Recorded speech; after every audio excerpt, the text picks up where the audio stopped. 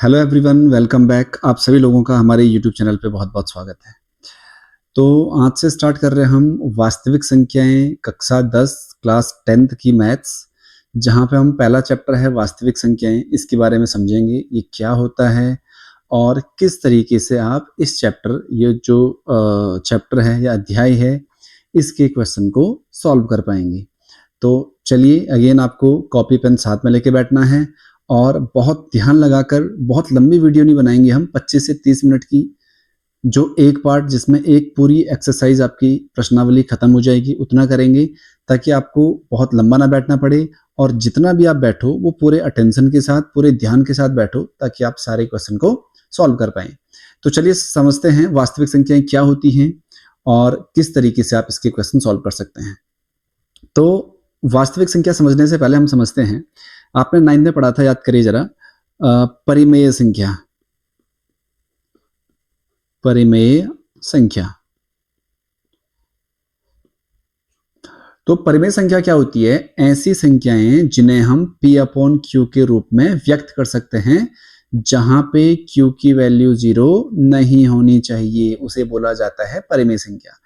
इसका मतलब ये हुआ कि हर वो संख्या जिसे हम P/Q के फॉर्म में लिख सकते हैं, P/Q की फॉर्म में लिख सकते हैं या P/Q के रूप में लिख सकते हैं, उसे बोला जाता है परिमेय संख्या। जैसे 0 हो गया, 1 हो गया, 2 हो गया, 5 हो गया, 6/7 हो गया, ये सारे नंबर क्या होते हैं? परिमेय संख्याएं होती है। और दूसरा होता है इसमें अपरिमेय संख्या। अपरिमेय संख्या, अपरिमेय संख्या क्या होती है? ऐसी संख्याएं जिन्हें हम P/Q के रूप में व्यक्त नहीं कर सकते हैं, उन्हें बोला जाता है अपरिमेय संख्या। तो ऐसी संख्याएं कौन सी होती हैं? तो वे सभी संख्याएं जिनका हम वर्गमूल नहीं निकाल पाते हैं पूरी तरीके से, जैसे √3 हो गया या वर्गमूल 2 हो गया या वर्गमूल 5 हो गया या 6 हो गया या 7 हो गया या पाई हो गया, ये सारे क्या होते हैं? अपरिमेय संख्याएं होती हैं। तो आप इतना समझ पाए कि परिमेय संख्या क्या होती है, जिन्हें हम P/Q के रूप में व्यक्त नहीं कर सकते हैं, और अपरिमेय संख्या क्या होती है, जिन्हें हम P/Q के रूप में व्यक्त कर सकते हैं, उन्हें बोला जाता है अपरिमेय संख्या। ठीक है, और अगर हम इन दोनों संख्याओं को आपस में मिला दें तो उनको मिलाकर जो कुल संख्याएं बनेंगी उन्हें बोला जाता है वास्तविक संख्याएं। इसका मतलब ये हुआ कि सभी परिमेय संख्याएं तथा अपरिमेय संख्याओं को अगर हम एक रूप में लिखें, या जो वास्तविक संख्याएं होती हैं वो क्या होती हैं? जितने भी परिमेय संख्याएं होती हैं और जितनी भी अपरिमेय संख्याएं होती हैं वो दोनों वास्तविक संख्याओं के अंतर्गत आते हैं। ठीक है, तो वास्तविक संख्याओं में सभी संख्याएं आ जाती हैं, चाहे वो परिमेय संख्या हो चाहे वो अपरिमेय संख्या हो। तो अब अगर मैं आपसे ये पूछूं कि अगर हम वास्तविक संख्या में से परिमेय संख्या को हटाएं तो क्या बचेगा? तो आप बोलोगे अपरिमेय संख्या बचेगी। और अगर मैं आपसे ये बोलूं कि वास्तविक संख्याओं में से अगर हम अपरिमेय संख्या हटा दें तो क्या बचेगा? तो आप बोलोगे परिमेय संख्याएं। कभी कभी ये MCQs में पूछे जाते हैं, तो इसीलिए आपको पता होना चाहिए वास्तविक संख्याएं होती क्या हैं। तो वास्तविक संख्या क्या होती है? सभी परिमेय तथा अपरिमेय संख्याओं को क्या बोला जाता है? वास्तविक संख्या बोला जाता है। उम्मीद है आपको यहाँ इतना समझ में आया होगा। ठीक है, अब इसमें एक दो चीज और समझ लीजिए आप। एक होता है भाज्य,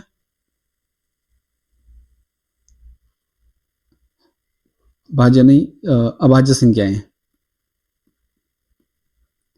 अभाज्य संख्या, अभाज्य संख्याएं क्या होती हैं? ऐसी संख्याएं जिसमें सिर्फ, मतलब ऐसी संख्याएं जो केवल एक या अपने आप से विभाजित होती है, उन्हें बोला जाता है अभाज्य संख्याएं। जैसे 2 सबसे छोटी अभाज्य संख्या है, याद रखिएगा। एक न तो भाज्य होती है और ना भाज्य होती है। भाज्य संख्याएं क्या होती हैं? तो भाज्य संख्याएं वे संख्याएं होती हैं जो एक और अपने आप के अलावा किसी और संख्या से भी विभाजित होती है। जैसे 4 हो गया, ये 4 और 1 से तो होता ही है, 2 से भी होता है। 6 हो गया, 8 हो गया, 9 हो गया, ये सभी संख्याएं क्या होती हैं? भाज्य संख्याएं होती हैं।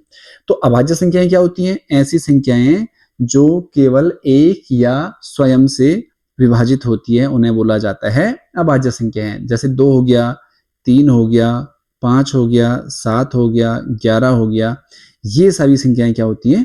अभाज्य संख्याएं, क्योंकि आप देखोगे 2 में सिर्फ या तो 2 का भाग जाएगा या 1 का जाएगा, 3 में या तो सिर्फ 3 का जाएगा या 1 का जाएगा, 5 में सिर्फ 5 का जाएगा, 1 का जाएगा, ऐसे ही 7 में और ऐसे ही 11 में, ये सभी क्या होती हैं? अभाज्य संख्याएं होती हैं। ठीक है, तो आप समझ पाए होंगे भाज्य संख्या क्या होती है और अभाज्य संख्या क्या होती है। तो यहाँ आपने क्या सीखा? परिमेय संख्या क्या होती है, अपरिमेय संख्या क्या होती है, भाज्य संख्याएं क्या होती हैं और अभाज्य संख्याएं क्या होती हैं। ठीक है, चलिए अब हम आगे बात करते हैं। यहाँ पे आपके पास है प्रमेय 1.1 में अंक गणित की आधारभूत प्रमेय। पहले मैं आपको पढ़ के सुनाता हूं और फिर समझाता हूं कि ये क्या कहना चाह रहा है। प्रत्येक भाज्य संख्या को अभाज्य संख्याओं के एक गुणनफल के रूप में व्यक्त किया जा सकता है तथा यह गुणनखंड अभाज्य संख्याओं के आने वाले क्रम के बिना अद्वितीय होता है। ये सिर्फ इतना कहना चाह रहा है कि अगर कोई भी भाज्य संख्या, जैसे 6 है, भाज्य संख्या भी बताया मैंने आपको, जिसमें किसी और संख्या का भी भाग जाता है 1 के अलावा, तो 6 है। अब अगर मैं 6 के अभाज्य गुणनखंड करूंगा तो इस तरीके से करोगे आप, 6 2 से कटेगा 3 बार, फिर 3 से कटेगा 1 बार, तो आप लिखोगे 2 गुणा 3। ठीक है, अब जैसे मैंने 12 लिखा, 12 को आप कैसे लिखोगे? तो अगर मैं 12 के गुणनखंड करूंगा तो पहले 2 से 6, फिर 2 से 3 और फिर 3 से 1, तो इसे लिखूंगा मैं 3 गुणा 2 गुणा 2, या आप 2 गुणा 3 गुणा 3 लिख सकते हो। मैंने ऐसे लिखा, पहले 3 फिर 2 फिर 2। तो आप देखोगे यहाँ पे जो 2 हैं और 3 हैं, ये क्या है? इसके अभाज्य गुणनखंड हैं। अब इसमें लिखा था क्रम के बिना अद्वितीय है, इसका मतलब ये हुआ कि हम इसे क्रम से लिखेंगे, पहले छोटी संख्या, फिर छोटी संख्या और फिर बड़ी संख्या। तो ये जो हैं, ये इसके अभाज्य गुणनखंड हैं। तो कहने का मतलब ये है, किसी भी भाज्य संख्या को उसके अभाज्य संख्याओं के गुणनफल के रूप में व्यक्त किया जा सकता है। यही है अंकगणित की आधारभूत प्रमेय। अब इसका मतलब ये भी हुआ, अगर मैं 12 को जैसे 2 गुणा 6 लिख दूं, तो ये भी तो इसके गुणनखंड हुए, लेकिन ये अभाज्य नहीं है। यहाँ पे सिर्फ 2 अभाज्य हैं। 6 एक भाज्य संख्या भी बताया मैंने आपको, 6 क्या है? एक भाज्य संख्या है, क्योंकि ये 2 और 3 दोनों से विभाजित होता है। तो इसीलिए इसे हम अंकगणित की आधारभूत प्रमेय नहीं कहेंगे। ये इसके गुणनखंड तो हैं, लेकिन अभाज्य गुणनखंड नहीं हैं। तो आप समझ पाए होंगे, अब जो अंकगणित की आधारभूत प्रमेय है वो ये कहती है कि जो भी भाज्य संख्या है उन्हें हम अभाज्य संख्याओं के गुणनफल के रूप में व्यक्त कर सकते हैं। ठीक है, तो ये आपके पास अंकगणित की आधारभूत प्रमेय, और इसके आधार पर अगर आपको ये थ्योरम समझ आई, ये प्रमेय समझ आई, तो हम अब इसके एक्सरसाइज करना शुरू करते हैं। ठीक है, पहले हम एनसीईआरटी के क्वेश्चन करेंगे, और जब ये एनसीईआरटी का चैप्टर खत्म होगा फिर हम इसके एक्स्ट्रा क्वेश्चन करेंगे जो आपके एग्जाम में पूछे जा सकते हैं। तो लिखा हुआ है पहला, निम्नलिखित संख्याओं को अभाज्य, ध्यान से देखिए, अभाज्य गुणनखंडों के गुणनफल के रूप में व्यक्त कीजिए। जैसे पहला लिखा हुआ है 140। ठीक है, तो आप एक काम करिए, जो 140 है इसे इस तरीके से लिखो, जो 140 है इसके फैक्टर कर लो, मतलब गुणनखंड कर लो। अब लास्ट में 5 0 आ रहा है, तो ये 2 से कटेगा, 2 से कटेगा तो 2 7 14, ये 0 ऐसे ही, फिर 2 से कटेगा, 3 दूनी 6, 1 बचा 10, 2 पंजे 10 हो गया।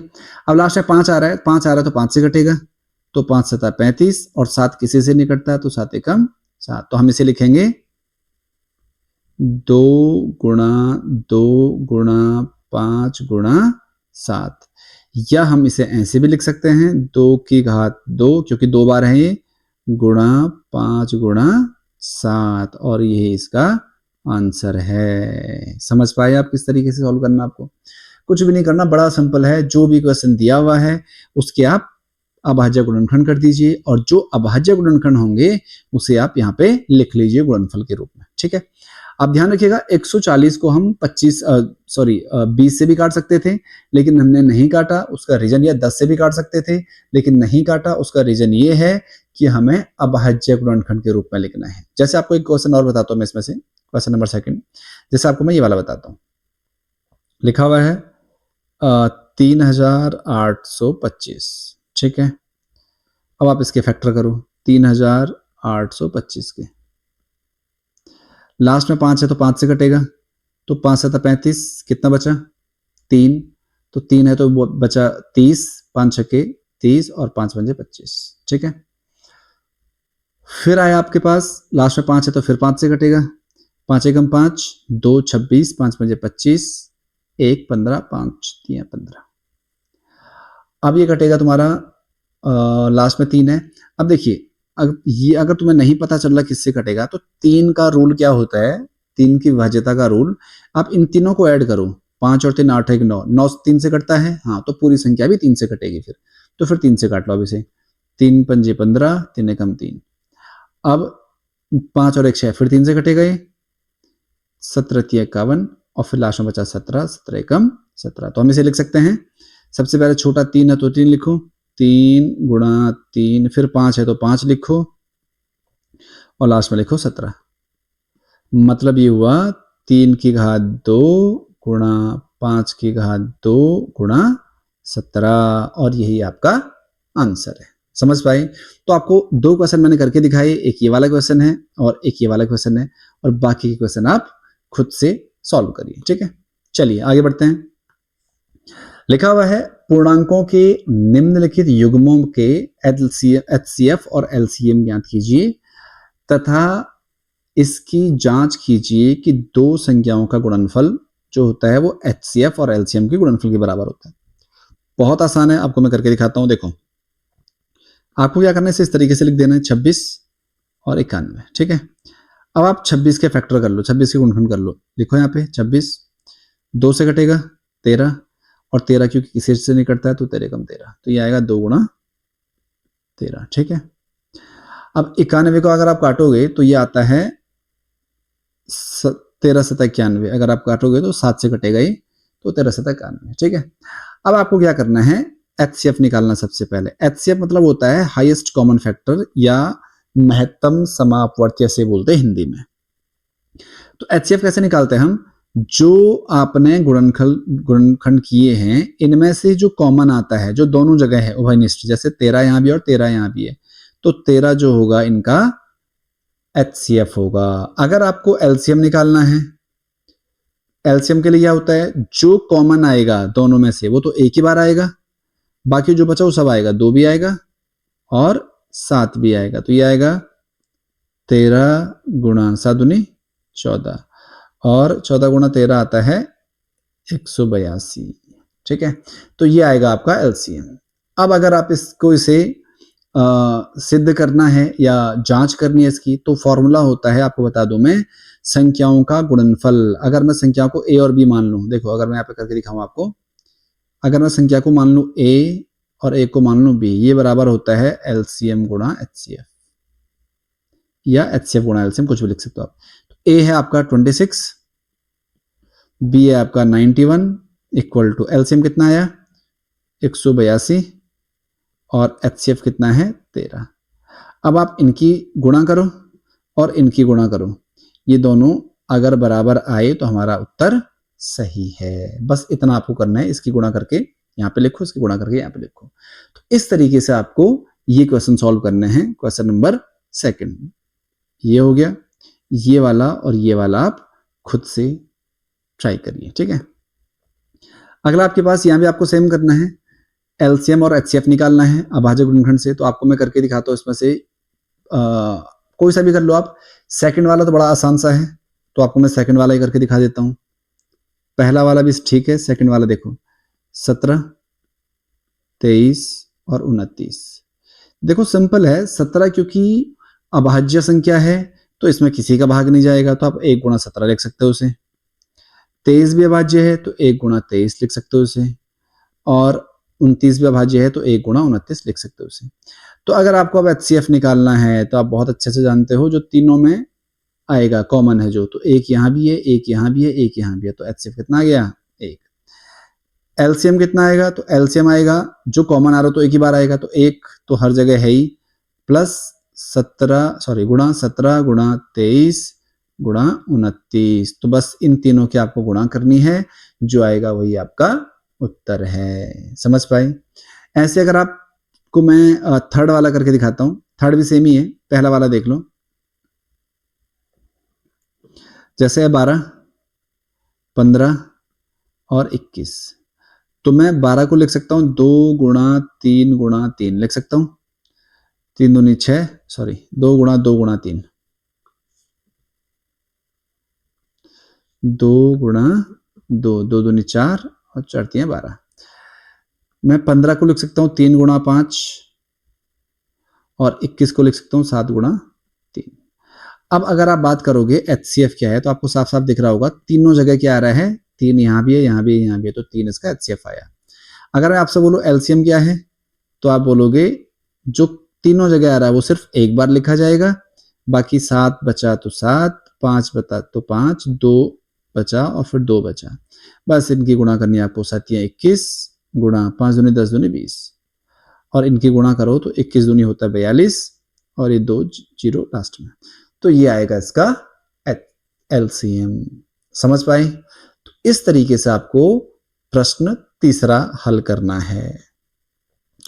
अगला क्वेश्चन है आपके पास, देखो HCF दिया हुआ दो संख्याओं का 306 और 657 का HCF 9 दिया हुआ है, आपको LCM निकालना। आपको अभी भी बताया मैंने, बहुत आसान है। अगर आपको दो संख्याएं दी हैं, LCM या HCF में से कोई भी एक दिया हुआ है, तो हम लिखेंगे, देखो किस तरीके से सॉल्व करोगे आप इसे। आप लिखोगे, हमें पता है कि जो LCM होता है और HCF होता है वो संख्याओं के गुणनफल के बराबर होता है। बताया मैंने आपको, संख्याएं क्योंकि यहाँ पे दो हैं, 306 और 657, तो मैंने यहाँ पे लिख दिया।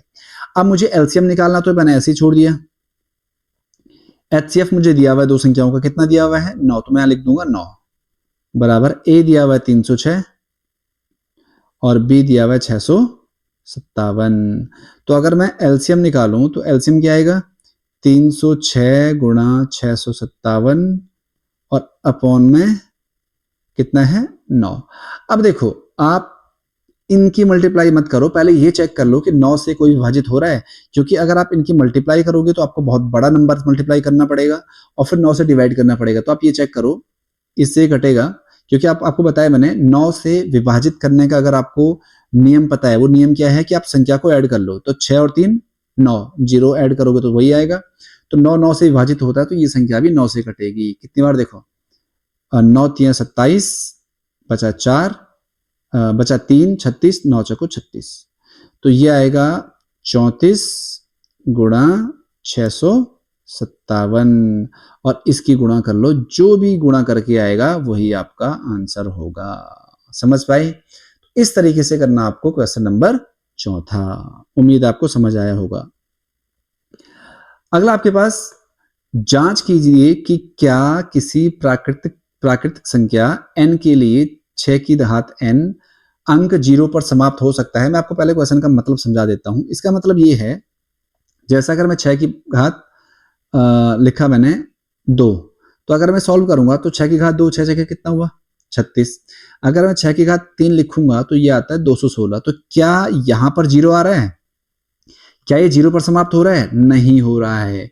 क्यों नहीं हो रहा है उसका मैं आपको अब रीजन बताता हूं। देखो इसमें क्या होता है, आप इसे किस तरीके से लिखोगे, 6 की घात n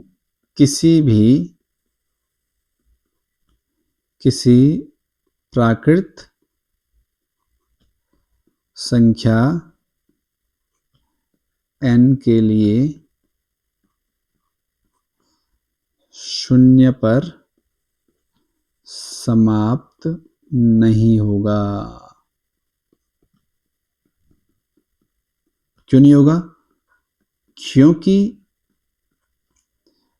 6 के अभाज्य गुणनखंड 2 गुणा 3 है। अब सिर्फ वही संख्या 0 पे समाप्त होगी जिसमें 2 के साथ 5 भी आ रहा है, लेकिन 5 6 का गुणनखंड नहीं है, अतः यह 0 पर समाप्त नहीं होगी, समाप्त नहीं होगी। बस यही आपको लिखना है। हमेशा ध्यान रखना, जो भी संख्या, अगर ऐसा कोई भी क्वेश्चन आ जाए आपके पास, जैसे 6 की घात n आ रखा है यहाँ पे, कल को 4 की घात आ जाए, 2 की घात आ जाए, 5 की घात आ जाए, आपको क्या करना है, जो संख्या की ये बात कर रहा है उसके अभाज्य गुणनखंड करने हैं। उसमें अगर 2 और 5 एक साथ आ रहा है, सिर्फ वही 0 पे समाप्त होगा, अदरवाइज नहीं होगा। उसका रीजन क्या है समझिए जरा। अगर 2 और 5 उसमें आ रहा होगा तो सिंपल सी बात है कि लास्ट में उसके 0 आ रहा होगा, और इसकी घात आप कुछ भी रख लो, 2 रख लो, 3 रख लो, 4 रख लो, लास्ट में हमेशा 0 आएगा ही आएगा। इसीलिए कभी भी अगर ऐसा क्वेश्चन आता है तो आपको सिर्फ ये ध्यान रखना है कि उसके अभाज्य गुणनखंड में 2 और 5 दोनों आना चाहिए। ऐसा नहीं कि सिर्फ 5 आ रहा है तब भी समाप्त नहीं होगा, ये 2 और 5 दोनों आना चाहिए। ठीक है, तो उम्मीद है आपको ये वाला क्वेश्चन अच्छे से समझ में आ गया होगा। अगला आपके पास है, व्याख्या कीजिए कि एक पहला वाला लिखा हुआ और दूसरा, 2 लिखे हुए हैं, भाज्य संख्याएं क्यों हैं। देखो समझो इस बात को, जैसे अगर मैं लिखूं 7 गुणा 11 गुणा 13 प्लस 13, आपको बताया मैंने भाज्य संख्याएं क्या होती हैं, जो एक और अपने आप के अलावा किसी दूसरे से भी भाज्य होता है। अब क्योंकि यहां से यहां तक ये गुणा में है, यहां से यहां तक ये गुणा में है, तो अगर मैं यहां से कॉमन निकालूं तो 13 कॉमन आ जाएगा। तो यहां क्या बचा, 7 गुणा 11 और प्लस, क्योंकि 13 बाहर आ गया तो यहाँ पे सिर्फ 1 बच जाएगा। अब देखो 13 11 7 77 और प्लस 1, तो अगर आप देखोगे ध्यान से तो ये गुणा इनके मल्टीप्लाई करो कितना आ रहा है, 78। आप सिर्फ ये लिखो, चूंकि 13 दिए गए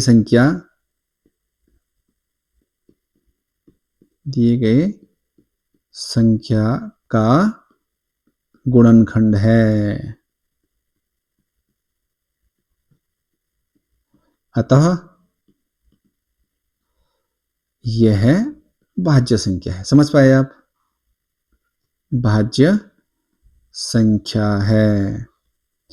इसी प्रकार अगर मैं इस वाले क्वेश्चन को सॉल्व करूंगा जो आपको दिख रहा है, तो यहां से अगर मैं 5 कॉमन निकाल दो बाहर, अगर आप ध्यान से देखोगे 5 यहां भी आ रहा, क्योंकि यहां से यहां तक तो ये गुणा में है ना, तो 5 दोनों जगह आ रहा, तो यहां बचेगा 6 7 गुणा 6 गुणा 4 5 तो आ गया, 4 गुणा 3 गुणा 2 और लास्ट में प्लस 1। ठीक है, तो आप इनकी मल्टीप्लाई करो और उसमें 1 ऐड कर लो, आप लिखोगे 5 दिए गई संख्या का गुणनखंड है, अतः यह भाज्य संख्या है। तो ये वाला आप खुद से सॉल्व करिए। ठीक है, बिल्कुल ऐसे करना जैसे मैंने ये वाला आपको करके दिखाया है।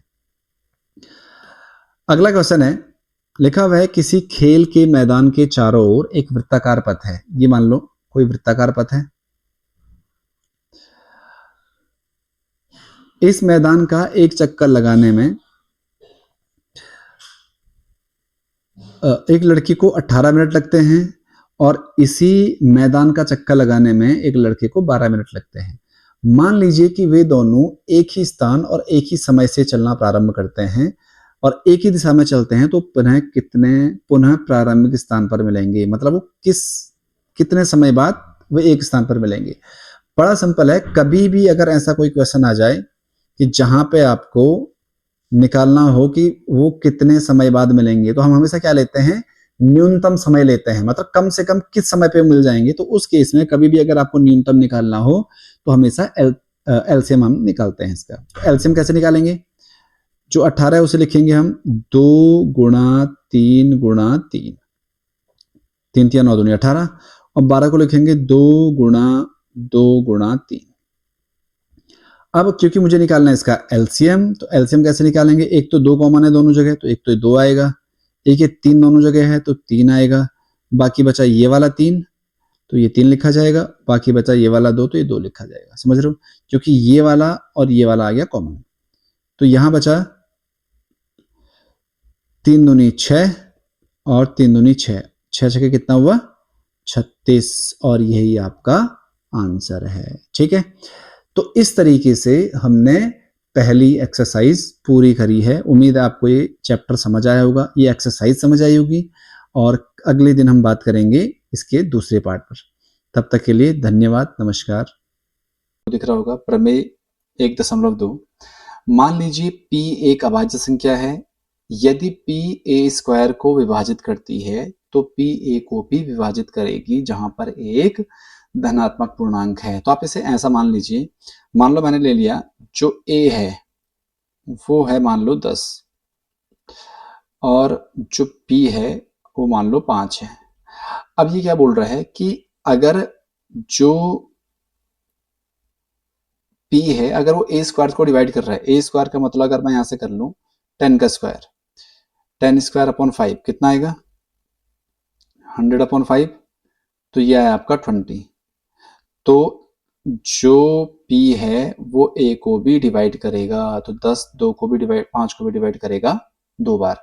तो इसका मतलब ये हुआ कि अगर कोई भी संख्या p अगर a स्क्वायर को विभाजित कर रही है, जैसे हमने मान लिया कि a यहाँ पर 10 है, p यहाँ पर 5 है, तो 10 का स्क्वायर हुआ 100, 100 अगर 5 से विभाजित हो रहा है तो 10 भी 5 से विभाजित होगा।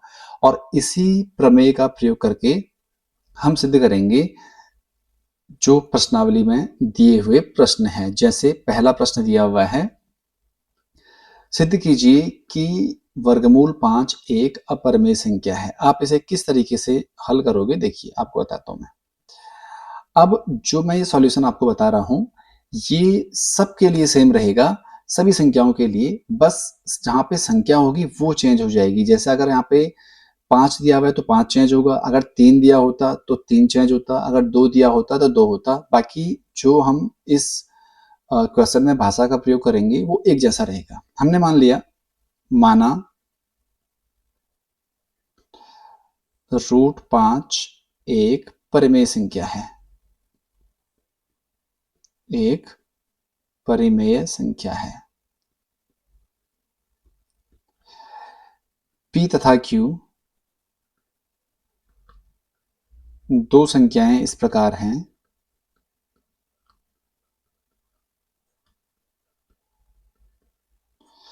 इस प्रकार है कि q 0 के बराबर नहीं है।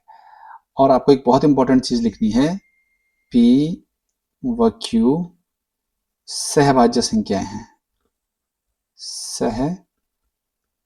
सहभाज्य संख्या है, ये आपको जरूर लिखना है। इसका मतलब ये हुआ, सहभाज्य का मतलब हुआ कि जिन दो संख्याओं का जो कॉमन फैक्टर होगा, मतलब उनमें जो उभयनिष्ठ होगा वो सिर्फ एक होगा। अगर मैं इसे समझाऊं, माना 2 और 3 है, तो जो 2 और 3 है वो सिर्फ एक से विभाज्य हैं, बाकी किसी और संख्या से नहीं है, तो ये आपस में सहभाज्य संख्याएं हैं। और ये पॉइंट आपको जरूर लिखना है क्योंकि यही पॉइंट लास्ट में सिद्ध करेगा कि √5 एक अपरिमेय संख्या है। अब हमें पता है कि अगर √5 एक परिमेय संख्या है तो क्या मैं √5 को p अपॉन q के रूप में लिख सकता हूं? लिख सकते हैं p अपॉन q के रूप में, क्योंकि जो √5 है उसे हमने परिमेय संख्या माना हुआ है। और p और q दो संख्या इस प्रकार है कि q 0 नहीं है, मतलब p और q भी परिमेय संख्या है। अब इसके बाद आपको क्या करना है, इनका क्रॉस मल्टीप्लाई करना है। तो p की 1 से गुणा होगी तो p आएगा, और q की √5 से आएगा तो q √5 होगा। ठीक है, दोनों पक्षों का वर्ग कर लो आप, इसका भी और इसका भी। तो अगर मैं इसका वर्ग करूंगा तो आएगा p स्क्वायर, और अगर मैं इसका वर्ग करूंगा तो आएगा 5q स्क्वायर। ठीक है, आप लिख लो वर्ग करने पर, दोनों पक्षों का वर्ग करने पर। ठीक है, तो p का स्क्वायर p स्क्वायर ही हुआ, और जो q √5 है, देखो जो q √5 है अगर मैं इसका स्क्वायर करूंगा तो q का स्क्वायर तो q हो जाएगा, q स्क्वायर हो जाएगा, और √5 का स्क्वायर तो स्क्वायर से रूट कट जाता है, 5 आएगा। अब जो 5 है उसे p स्क्वायर के अपॉन में ले आओ, तो आप लिखोगे p स्क्वायर बटे 5 बराबर q स्क्वायर, और इसे आपने समीकरण नंबर 1 मान लिया। और आप यहाँ लिखोगे चूंकि p स्क्वायर 5 से विभाज्य है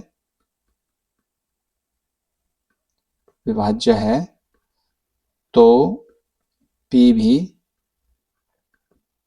5 से विभाज्य होगा। यही तो हमने अभी प्रमेय पढ़ी थी।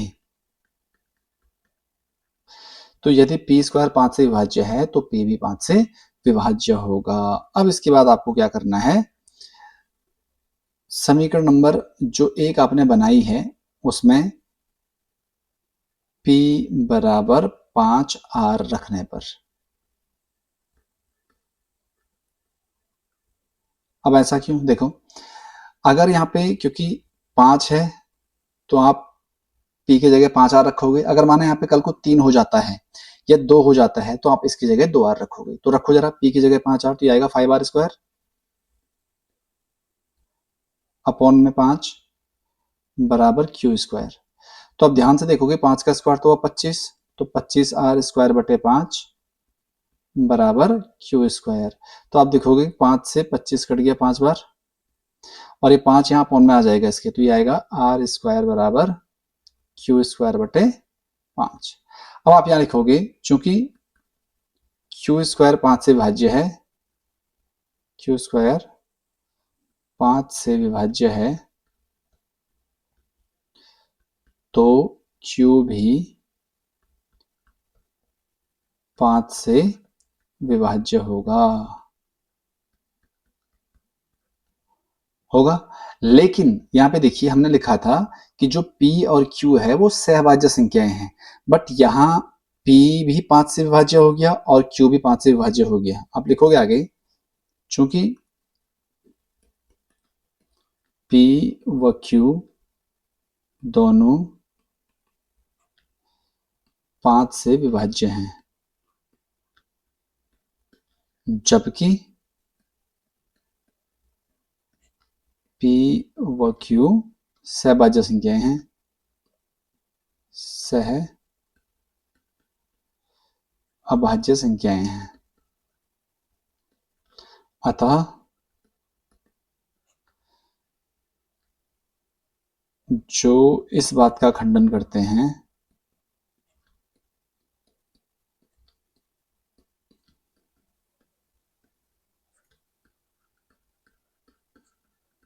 कि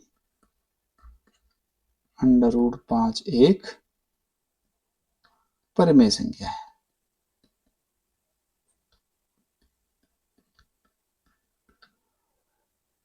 तो इस तरीके से आपको इस वाले प्रश्न को हल करना है, समझ गए आप।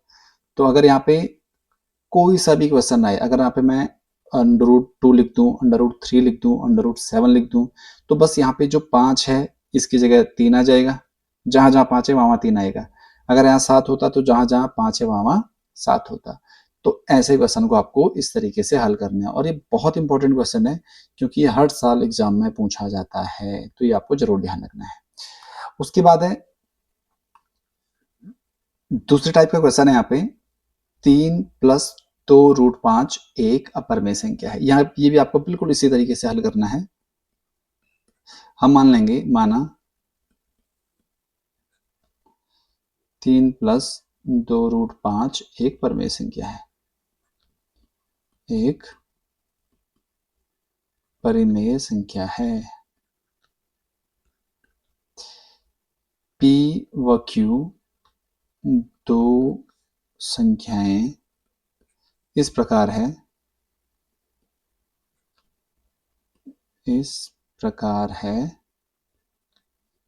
कि Q 0 के बराबर नहीं है, P व Q सह अभाज्य संख्याएं, सहभाज्य संख्या है। अब इससे क्या होगा, जब हमने 3 + 2√5 को एक परिमेय संख्या मान लिया, P और Q दोबारा से सेम जो हमने पहले लिखा था वही लिखना है। संख्याएं इस प्रकार हैं कि Q 0 के बराबर नहीं है और P और Q क्या है, सहभाज्य है। तो आप इस संख्या को भी P/Q के फॉर्म में लिखोगे, तो आप लिखोगे 3 + 2√5 किसके बराबर है, P/Q के बराबर है। अब इसमें क्या करना है आपको, बहुत आसान क्वेश्चन है ये। जो भी रूट वाली वैल्यू है वो सिर्फ बाईं तरफ रखनी है, बाकी सबको दाएं भेजना है। तो सबसे पहले ये प्लस वाला है, ये राइट साइड जाएगा, तो ये आएगा 2√5 = P/Q, और जो +3 है यहाँ जाके -3 हो जाएगा। ठीक है, आप इसे थोड़ा सॉल्व करो आगे, तो ये आएगा आपका Q की 3 से गुणा होगी तो P - Q × 3, 3Q अपॉन में Q। अब क्योंकि 2 भी है यहाँ तो 2 को भी अपॉन में भेज दो, तो √5 बराबर P - 3Q और अपॉन में आ जाएगा 2Q। ठीक है, क्योंकि हमने 2 मल्टीप्लाई में है तो ये डिवाइड में चला जाएगा। अब आपको क्या करना है, बड़ा सिंपल हो गया, आपको लिखना है चूंकि √5 एक अपरिमेय संख्या है,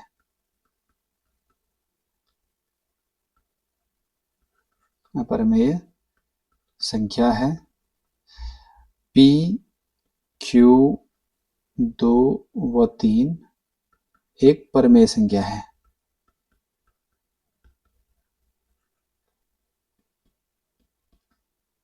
तो आप लिखोगे चूंकि एक अपरिमेय संख्या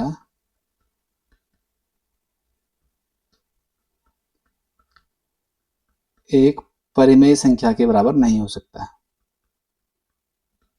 परिमेय संख्या के बराबर नहीं हो सकता, अतः 3 + 2√5 एक अपरिमेय संख्या है। अपरिमेय संख्या है। बस आपका क्वेश्चन सॉल्व हो गया। तो ये क्वेश्चन बहुत आसान है। ऐसा कोई भी क्वेश्चन आए, देखिए अगर सिर्फ √5 होता तो उसे इस तरीके से करते जो हमने पहले वाला किया है, लेकिन अगर √5 के साथ में कुछ भी आए, माना अगर सिर्फ ये वाला पार्ट भी होता है 2, तो आप क्या करते हैं, यहाँ पे ये 2 को राइट साइड भेज देते और आप लिखते एक परिमेय संख्या एक अपरिमेय संख्या के बराबर नहीं हो सकता है।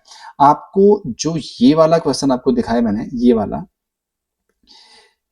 वाला क्वेश्चन इस तरीके से सिर्फ तब करना है जब यहाँ पे एक ही वैल्यू हो और वो रूट के अंदर हो। अगर यहाँ रूट के अंदर एक वैल्यू हो और उसके बाहर कुछ भी हो, चाहे प्लस में हो, चाहे माइनस में हो, चाहे वो मल्टीप्लाई में हो, तो आपको वो क्वेश्चन इस तरीके से करना जो हमने यहाँ पे किया हुआ है। ठीक है, तो उम्मीद है आपको ये वाला क्वेश्चन भी समझ आया होगा। तो अब आपके पास कुछ क्वेश्चन यहाँ पे हैं, जैसे जो ये वाला क्वेश्चन है, ये आप करोगे जो हमने पहले किया हुआ है। इसमें क्या करना आपको, 1/√2 इज इक्वल टू आप लिखोगे p/q, बाकी सेम लिखना है।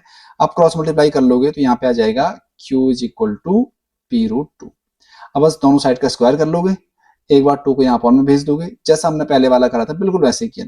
और ये वाला जो हमने सेकंड किया था, 7√5 को लिखोगे आप p/q, और ये बड़ा सिंपल है, √5 इक्वल टू p अपॉन में जो 7 है यहाँ अपॉन में चला जाएगा 7q। आप लिखोगे √5 एक अपरिमेय संख्या है जबकि परिमेय संख्या है, और एक अपरिमेय संख्या एक परिमेय संख्या के बराबर नहीं हो सकता है, जो हमने सेकंड वाला क्वेश्चन किया। और ये भी सेम होगा, 6 + √2 इज इक्वल टू p/q। तो यहाँ से अगर आप √2 की वैल्यू निकालोगे तो p/q, और ये 6 यहाँ जाके -6 हो जाएगा। यहाँ भी आप सेम लिखोगे, ये अपरिमेय संख्या है, ये सारी परिमेय संख्या है, एक अपरिमेय संख्या एक परिमेय संख्या के बराबर नहीं हो सकता है। तो उम्मीद है आपको ये रूट वाले कोई भी क्वेश्चन है, अब आप उन्हें आसानी से हल कर लोगे। तो आज की वीडियो में इतना ही समझते हैं। हम अगले चैप्टर में कुछ इसके एक्स्ट्रा क्वेश्चन सॉल्व करेंगे और फिर नेक्स्ट चैप्टर में बात करेंगे। तो तब तक के लिए आप हंसते रहिए, मुस्कुराते रहिए। नमस्कार, जय हिंद।